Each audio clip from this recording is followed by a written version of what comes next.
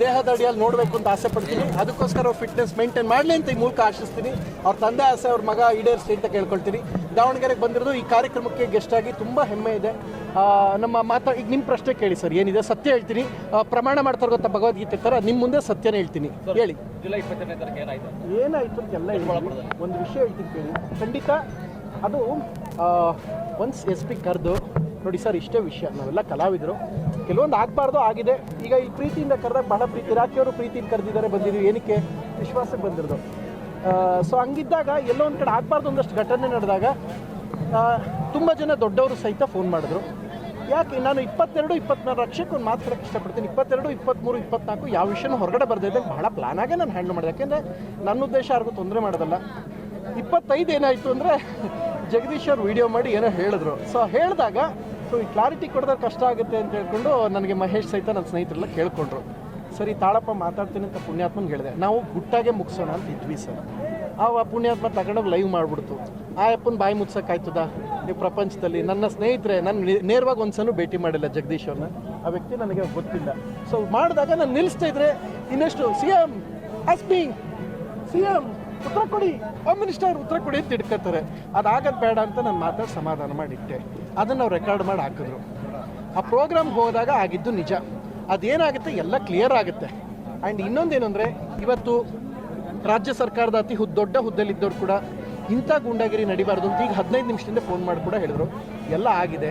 And ಇನ್ನೊಂದೇನು ಅಂದರೆ, ಒಂದು ಮಾತು ನಾನು ರಕ್ಷಕ್ಕೆ ಈ ಮೂಲಕ ನಾನು ಕೇಳ್ಕೊಳ್ಳೋದೇನು ಅಂತ ಹೇಳಿದ್ರೆ, ಏನೇ ಆಗಿದ್ರು ಅಲ್ಲಿ ಪ್ರೋಗ್ರಾಮಲ್ಲಿ ರಕ್ಷಕ್ಕಿದ್ದಾಗ ಒಂದು ಮಾತು ಹೇಳ್ಬೋದಾಗಿತ್ತು ಅಂತ ನನ್ನ ತಲೆಯಲ್ಲಿ ಕಾಡಿತ್ತು. ನಾವು ಕ್ಲಿಯರ್ ಮಾಡ್ಕೊಳ್ತೀವಿ. ಈಗ ಏನು ಸಮಸ್ಯೆ ಏನಾಗಿಲ್ಲ. ಯಾವತ್ತಿಗೂ ರಕ್ಷಕ್ ನನ್ನ ಅತ್ಯಂತ ಆಪ್ತ ಸ್ನೇಹಿತ, ತಮ್ಮನೇ.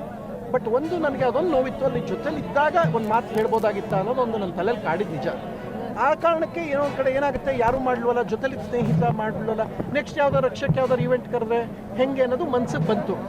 ಅದು ಬಿಟ್ಟರೆ ವೈಯಕ್ತಿಕ ದ್ವೇಷ ಇಲ್ಲ. ನಾವು ಸಾಲ್ವ್ ಮಾಡ್ಕೋಬೇಕು ಅಂದಾಗ ನಾವು ಆಮೇಲೆ ಇನ್ನೊಂದೇನು ಗೊತ್ತಾ, ಹಾಗೆ ಮನುಷ್ಯ ಏಡ್ಸಿದ್ರೆ 13 ವರ್ಷ ಬದುಕ್ಬೋದು.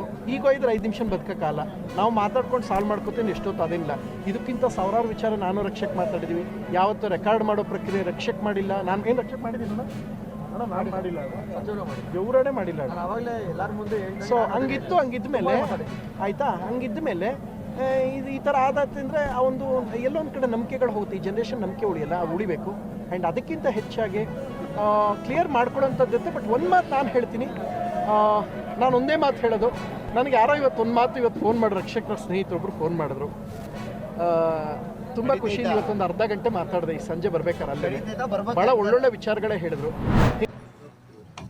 ಏನು ಆಯ್ತಪ್ಪ, ಆಮೇಲೆ ನೀವು ಮಾಡ್ಕೊಳ್ರಿ, ನಾನು ಯಾಕ್ರಿ ಮಾಡಿದ್ದೀನಿ?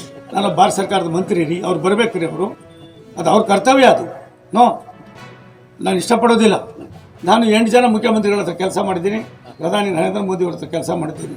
ನಿಮ್ಮ ಬಾಬು, ನಿಮ್ಮ MLA ಅವ್ರು ಗೆಲ್ಸಿದ್ದೀರಿ 4 ಸಾರಿ 5 ಸಾರಿ. ನೀವು ಅವರು ಬರಬೇಕಾದ ಅವ್ರ ಧರ್ಮ ಅದು. ಅವೆಲ್ಲ ನಮ್ಮ ಹತ್ರ ಪಾರ್ಟಿ ಗೀಟಿ ಇಲ್ಲ.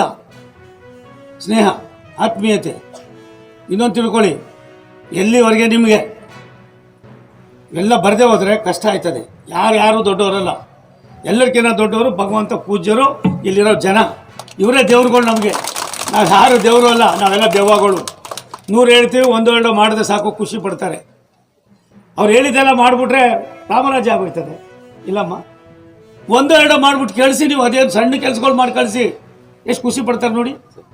ಶಶಿ, ನೀನು ಹಂಗಾಗಲ್ಲ, ಇವೆಲ್ಲ ಬಿಡ್ರು ಮಾಡಿ ಅಂತ ಹೇಳ್ತಾ ಇನ್ನೊಂದು ಸಾರಿ ಬರ್ತೀನಿ. ಈ ಶಾಲೆ ಆಗಿ ಎಷ್ಟು ವರ್ಷ ಆಯಿತು? ಬಣ್ಣ ಹೊಡೆದು ಎಷ್ಟು ವರ್ಷ ಆಯಿತು?